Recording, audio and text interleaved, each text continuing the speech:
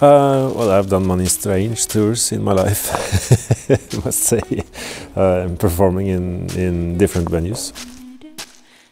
Well, it's been really nice, because we have been into different kinds of venues and not the normal ones, like here in this barn.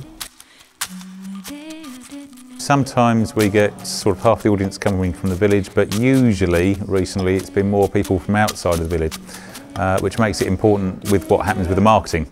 There's a lot of things we can do locally with putting posters around and flyers through every property locally, and using some local Cornish radio stations and papers. But if you get something in the national press as well, that means you've opened it up, and we've got some people that have come along tonight that have certainly never been to any of our shows before. It's very happy with that as a crowd. Fantastic.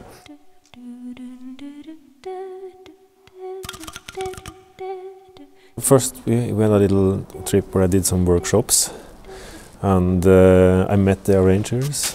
The interesting thing about our partnership with Sound UK so far has been that we've been able to frame a new music concert in the context of an interesting event. So in this case with Ice Music, we're here in the heart of Appledore, which has always been a fishing village. We've worked with some local guys down at the fish dock to make an ice instrument out of the River Torridge as well. All of those things together mean that people are coming out for what they know will be a special event. A lot of Norwegian children's stories start with a once upon a time everything could speak, and I just thought that was a wonderful idea. Stones could speak, trees could speak, and of course ice could speak. Some of them have done some extra preparations for the concert by making ice instruments or other visual things.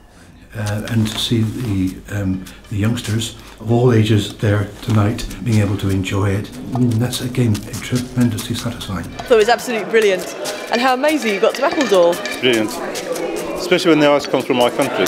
Really enchanting. I thought the quote, we were just saying, the quote of the evening was listen to the water of Appledore, which I thought was lovely. Music from the water of Appledore was just absolutely fantastic. For me, the most important thing is if they get a memory of the concert that I will carry. You know, I hope they are kind of touched by the music.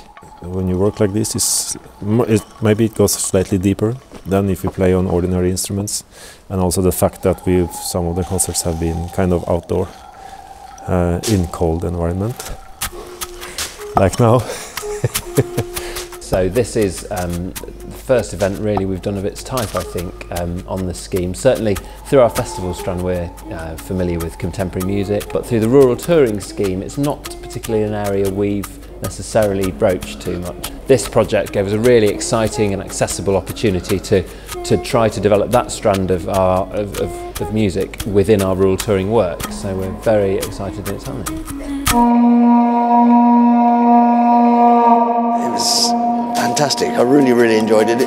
I think the best bit was when you just close your eyes and you just go and get into the space, you know. The physical beauty of the instruments that was really cool. The piece itself was just so redolent of the dangers that we're facing with the environment. You know, I mean, the first piece was just fantastic about the ice breaking up and disintegrating and such like. It's a fantastic event. I mean, we've got this beautiful barn, ancient barn, and we can bring together with these ancient musical instruments, and it's really caught the public imagination. We could have sold over certainly more than once, and you know, everyone just got it. I think this will increase our bond with the community. I think it will show us doing something different, so that we can put on anything. If we can put on an ice concert, then we can put on anything. I'm really delighted that it's just been such a success. I mean, having 200 people in here tonight, it's just been brilliant.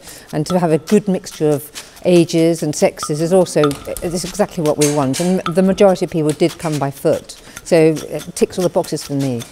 I can see the kids in the audience desperately wanting a block of ice and a chisel because there were so many great things for them to see because they were so close to the action. I think that's definitely one of the positives. Also, we've got people who trust us now, hopefully. You know, they've come to see something they've probably never... most of them came because it was the intrigue factor. You know, what on earth could this concert be like? And I think now they've trusted us once, they'll trust us again. And it's got to be good for us and it's got to be good for Sound UK.